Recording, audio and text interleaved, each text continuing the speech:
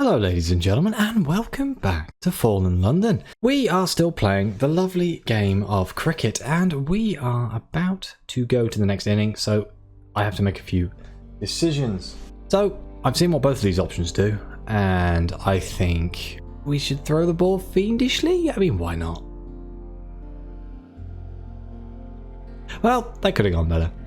But it could have gone worse. You watch the Summerset gentlemen celebrate their run as you plunge one hand into a mercifully convenient wine bucket. Ice melts, steam hisses. Your palm, when the burning has stopped, is scorched with the cricket ball's pattern. Whoops. Okay. It's a straightforward challenge. Now we have a 100% chance of success. Let's throw it again. He blinked. He shouldn't have blinked. For the record, I'm going to make the Benthics win this. I have no intention of throwing the game. Not the kind of person I am. Gotta win. What's the point? Whoops, I clicked the wrong thing, but it's fine. Am I in the second inning or not? I've been told that the inning... There's different stuff in the inning. No, okay, it's fine. I have to get to innings 3. But this is going to be burning through all my energy. Hopefully I don't use all my energy. He blinked again. Here we go, step away. We need to speak with the Benthic captain, I assume. So we can confront him with our suspicions. You suspect he has been sending or receiving coded messages via bat. This will gain you more evidence to solve the mystery and does not represent a final accusation. It will also advance the cricket match to the next innings. Viennese coordinates. He studies you closely. He smiles warmly. Cricket isn't the only game we're playing here, he says. There's a greater game. There always is, whenever power is involved. But there's power at the toasting table. Someone whose word is worth more than money. Do you know what it means to have a power like that? He scratches his bat's chin. It unfurls a wing. You glimpse tattoos. The city, its bridges, its roads, with coordinates marked in red ink. I report to certain interested parties, and there's so much to report about this tournament. The next innings is just about to start. You should go and play. I get a feeling I may have missed something, because I went straight for the confrontation, but never mind. And the clock ticks and the bell tower booms. Law 39. In a match with 2 innings per side, each side shall take their innings alternatively, except in cases provided for in Law 14.5. The indignant wicket. Law 77.1, forfeiture, and Law 77.2, forfeiture via honey consumption. A toast, another innings. This could means another round, says Mr. Wines. I don't want to drink, it'll lower my... To the second innings! You drink as a Summerset gentleman take to the field. It's turf, and the first innings is less than manicured. And the score? What is the score? Those numbers cannot be the score. Perhaps you've had too much wine. Perhaps you ought to have more. Batting for the Benthic 11. You stand by the wicket, you grip your cricket bat. The Summerset gentleman's bowler will throw the ball at any moment, and you must be prepared to strike it now. So we can either swing the bat, you'll show them how to hit a cricket ball, or we can swing the bat fiendishly. It's all in the wrist and the infernal manoeuvres you've been taught. Or we can swing the other bat. Why are you looking at Mordecai like that? That's the Benthic captain. We can't do that, that's horrible. Let's swing it feverishly. Success! Whoever catches that ball will burn their fingers to a crisp. That's if it doesn't land and smash a crater into the ground first. Every player adds their own mark to the game, but you've added an exclamation point. By the time the Summerset gentlemen return the ball, your jaunt down the pitch will have contributed a few underlines too.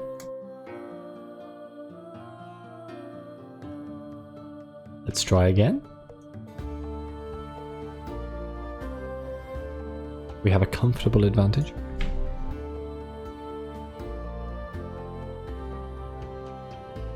Excellent form. Shall I do swing the bat, just see what it says? You show them how to hit the cricket ball. Success! At the rate you and your teammates are running down the pitch, you'll have worn a trench straight through the dirt.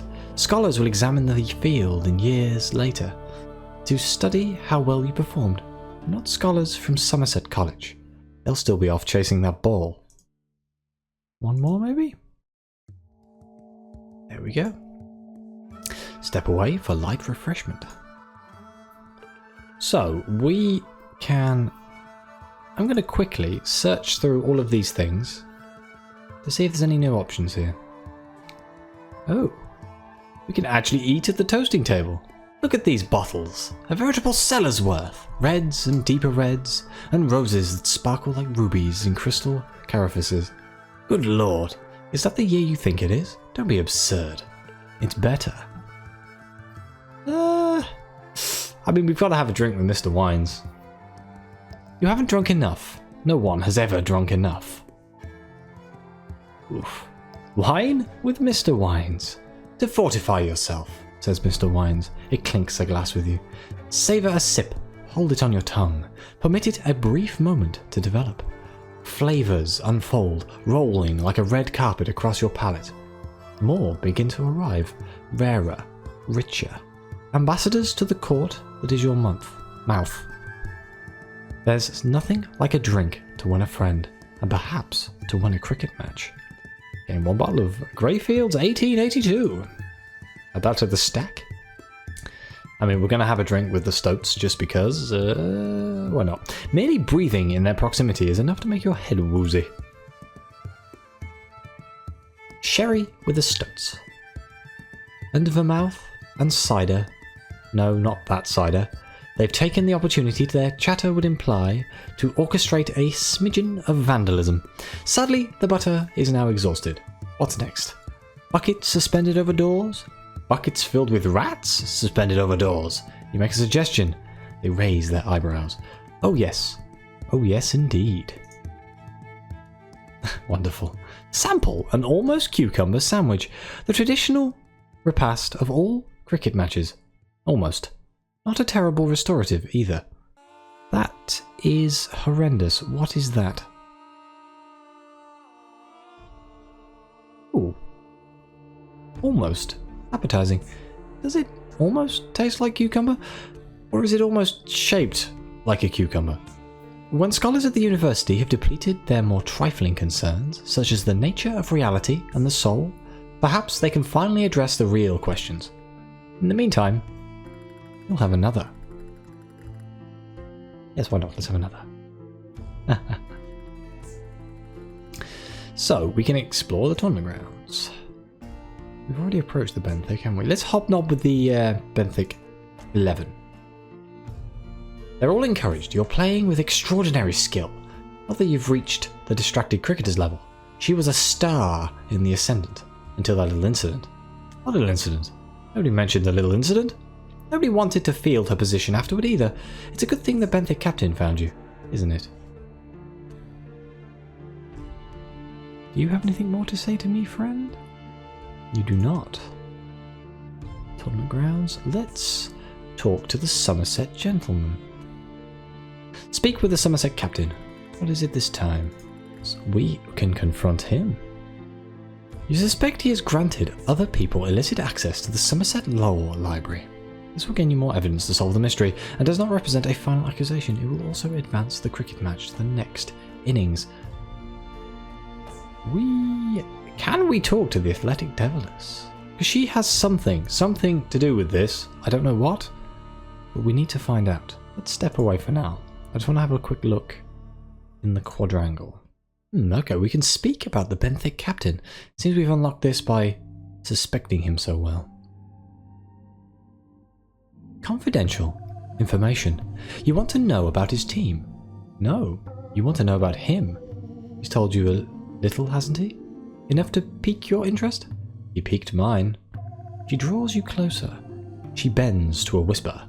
Her breath is as hot as remembered summer. Cricket and chirochrometry are incidental to his real agenda.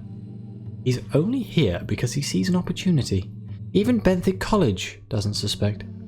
Hell, however, knows. We have the same agenda. In a sense, influence, power, revolution, each delicious in its own way. But don't mistake a side dish for the main course. Ah. Okay, so let's... I don't know why the this will cost you no actions thing keeps sticking on my screen. Let's go accuse the Summerset captain. An annotated Gull-Bar redaction. I knew you belonged with Benthic, he says. Only someone on that side would talk about forbidden law without being forced, like you're forcing me. You want to research too? Burn your eyeballs out? Fine. Hands you a book, heavy, gilded with lead. A chain hangs from its spine. I promised I'd cooperate. That's the only way she'll break his contract. But when the dust settles, you'll see I was right, if it isn't too late. There's the whistle. As you depart, the Summerset captain follows you with his gaze until he finds the Benthic captain watching him. They both stare at their feet. So we obtained an illegal text. This wasn't written, let alone redacted, let alone annotated. You don't have a copy. It doesn't scorch your fingers when you turn each page. A toast! Oh, if only I didn't have as much wine. But first, Law 13:13. An inning is closed once all batsmen are dismissed, or once half the batsmen are dead. In the event that any dead batsmen come around again before the innings is closed, they must remain classified as deceased until the next innings. How often do you play cricket and people start dropping dead? To the third innings. Goodness, are the grounds ravaged? One wouldn't be remiss in thinking elephants did this. So many moves and counter moves have left printed stamped across the field, ornate patterns that make you think about the constable striding in your direction. We've spoken before, she says. It's time we spoke again. Oh no. Another chat with the constable. I told you Concord Square would keep an eye on the tournament. We'd be curious to learn about any suspicious activity that you may have observed. Bear in mind that withholding information is considered obstruction. Now, would you care to report anything? Of course, officer. I am not but a perfect citizen. Report what you know. You've confronted the Summerset and Benthic captains. They had something to say.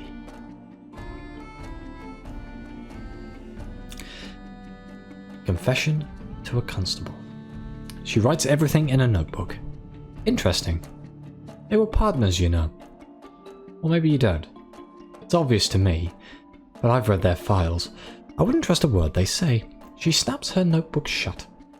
You've done excellent work, but there's more. The Deviless in the white gloves. Pressure her next. In the meantime, we'll let this play out. You've probably realised why the Masters haven't cancelled the tournament.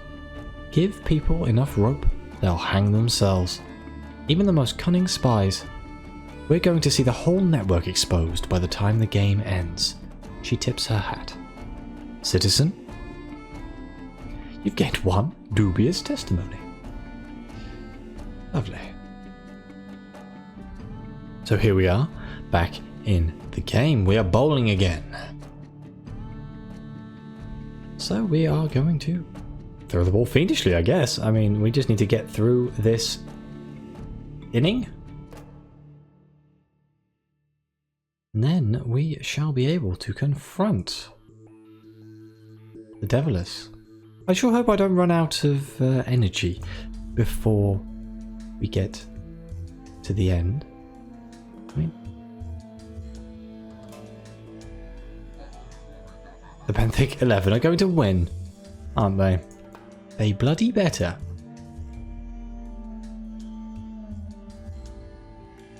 So here we go, we can explore. Let's just have a quick Look. Wait.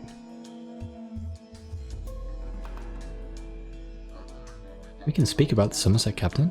Even outside this tournament, their lives are entangled. More than rivals. We've known each other since the surface. Such a serious man, more knowledgeable than anyone when it comes to law. It's convenient to have an acquaintance like that. He tells you how they wintered in Vienna. Snow, woods, wine. Don't misunderstand me. I still care for him, but things are different now. He thinks that he can save my soul, that I would even want to take it back. I knew what I was doing when I signed the contract. He sips wine. Also different now. Mushroom. Hell can teach us many things, he says. So many things. Oh, so the Benthic captain has sold his soul to hell, and the Summerset captain is trying to get it back. That makes a lot of sense. It's why he was talking about breaking contracts, trying to free him. So that definitely points the finger to the Deviless. How intriguing. Hobnob with the Benthics. After enough wine, even your worst enemies can be fantastic friends. The Benthic 11 have plenty to say about Summerset College, how they appreciate such fine rivals, how lovely it feels to work with the Summerset captain toward a greater goal. A goal like playing cricket? Yes, that's what they meant. Don't read too much into it. They're drunk, after all. How it feels to work with the Summerset captain. Just checking, there is nothing new here. I do apologise. Explore tournament grounds. Let's go speak to the Athletic Deviless. The third innings isn't the end. Remember, there must be a fourth. So we can speak about the Benthic captain again? No, we've already talked about that. Okay, let's speak about the Summerset captain. She laughs when you mention the man. A bright, musical laugh. He is a sweetheart, isn't he? At the bottom, he's still just a boy who believes he's in love. It's no coincidence that he and the Benthic captain are here at the same university. One followed the other. You can guess which. I'm going to assume Summerset followed Benthic. The Athletic Deviless sighs. Love is beautiful, she says.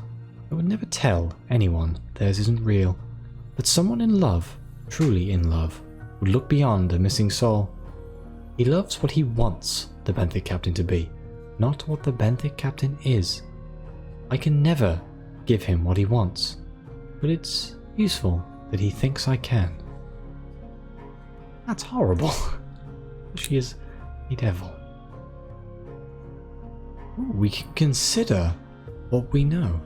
It's highly probable that somebody at this tournament has had a hand in the distracted cricketers' untimely departure from the game. What evidence have you uncovered, and where will your clues lead you next? Consider the cryptic? Consider the Benthic captain. Suspicions and more suspicions. It would appear that the Benthic captain is playing a greater game than cricket. He speaks the language of spies, and you've glimpsed coordinates tattooed under his bat wings. His bat's wings, not his bat wings. From a lofty enough vantage, you can chart how those coordinates map across the city. Oh! I can go into the clock tower. Consider the Summerset captain. He has studied the law enough to boast a certain mastery.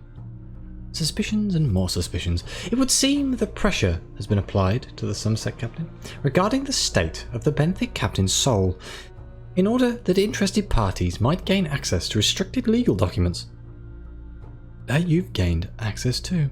The documents are annotated to facilitate encryption by mechanisms in a certain laboratory. Oh, I'll go back to the laboratory as well. Consider the Athletic Deviless. She plays for the Brass Embassy Ladies, with coaches on the Benthic side. She's told you little about the Benthic 11's last practice match, during which the distracted cricketer evidently suffered an episode. It took place on the quadrangle.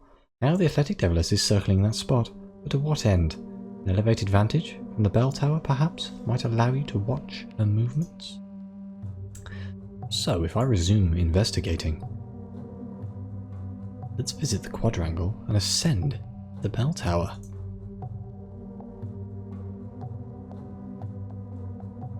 So the first thing I'm going to do is let's see what that little deviless is doing.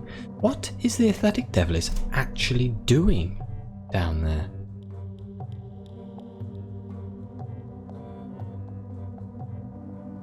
Bat's eye view. Those steps that she's taking, they're more than just steps, they're a dance. It is slow. It is terribly slow. Only by watching for 5 minutes, 10, do you see her complete a single maneuver in the routine. She is tracing a path. Where she waltzes, the Benthic 11 once ran. Where she pauses, the ground is blackened. Your head suddenly aches, dull pain, throbbing. There, behind your eyes, it's as though your skull is clamped inside a vice, and her methodical footwork is tightening the crank. The more you watch, the more your vision burns. The dance itself is the vice. Well, we can now confront the deviless, but let's go adopt a calculated vantage point. Ritual spaces.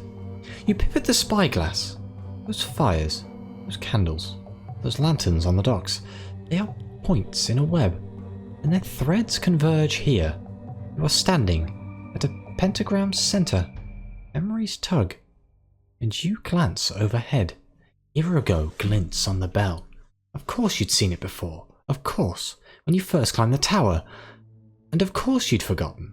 Irigo is the colour in which recollections are lost.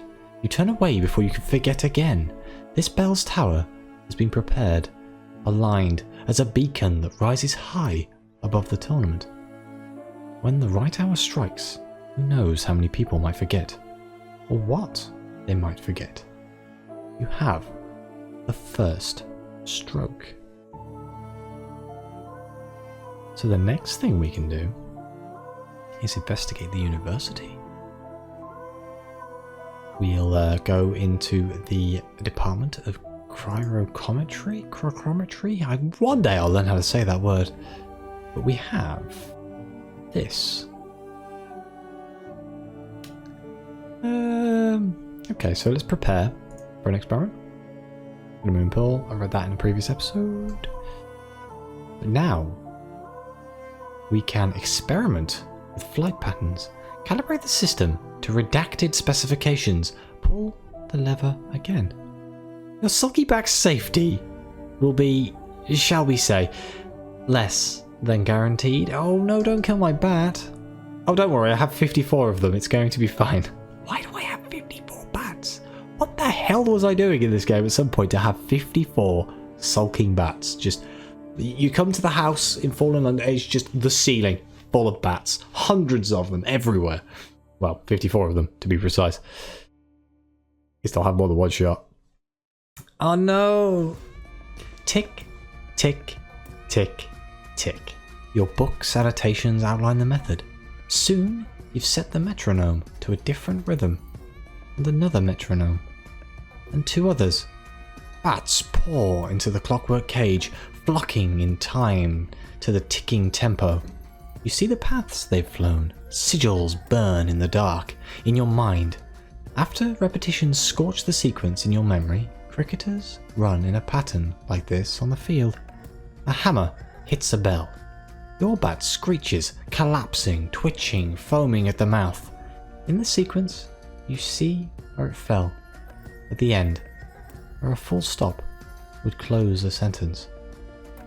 Distracted is what they'd call it. We have the 3rd stroke. So we have the 1st and the 3rd. Where is the 2nd? Poor bat. You died for a greater cause, an investigation into the possible death. Let's have a quick look in the distracted cricketer's bedroom while we're here. Oh! Speaking with a distracted cricketer. Her eyes are two wells. When you look into them, they keep going down, down. There is no bottom, only a deeper perception. Deeper. She sits cross-legged in her torn jacket, ripping more documents into strips like party streamers. What are you doing here? She holds a finger to her lips. I have to prove she can trust you. Instant clues for a snippet. Semiotics. Words, words, words. Words within words. My specialty. Plus cricket. That's why they recruited me. I failed. When you fail, you must destroy the evidence. She offers a book to the Blemmigan. Confetti flies. I thought I might have to destroy you too. Don't worry.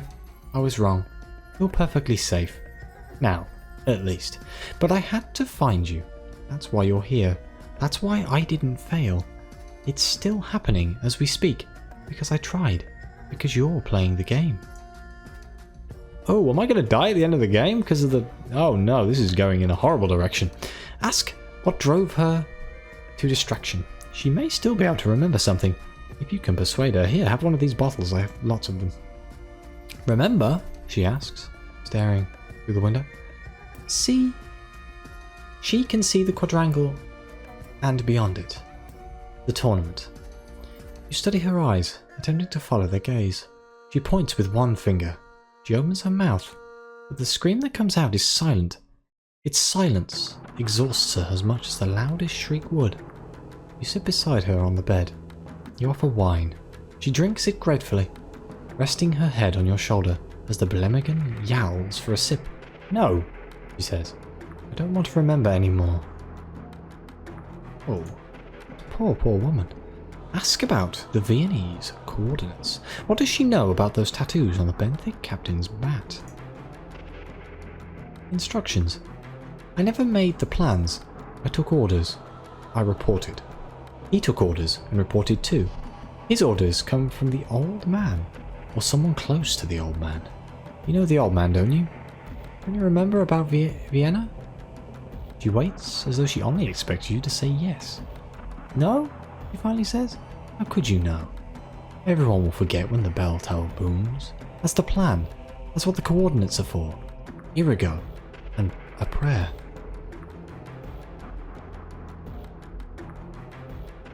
Ask about the annotated Gulbahar redaction. Perhaps she has something to say about this tome from the Summerset Law Library. Forbidden alphabets. It doesn't belong in the Summerset Law Library. It doesn't belong anywhere, she hisses. Words escaping like steam from an angry kettle. They don't want us to know it exists. They want us to think it's a dream. That's how they keep us down here. We can't ask for help. We don't even know the word help.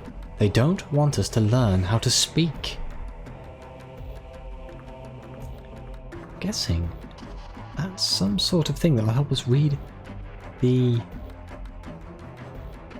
correspondence or something like that. Can I feed some for it? I have some. Feed some correspondence, the Blemmigan. How adorable. Look at that razor sharp beak. It's like a baby bird. Ha! Stop. And you thought Blemmigans were vicious when they were sober. This one nearly takes your thumb, and your forefinger, and your middle and ring, and little fingers too. Nobody will ever read those documents again. Jesus, almost lost my hand to a Blemmigan. Investigate somewhere else. Well, I'm going to end it here, but we will confront the Athletic Devilus in the next episode. Thank you for watching. Please like, subscribe, your comments are greatly appreciated. And, as always, I'll see you next time.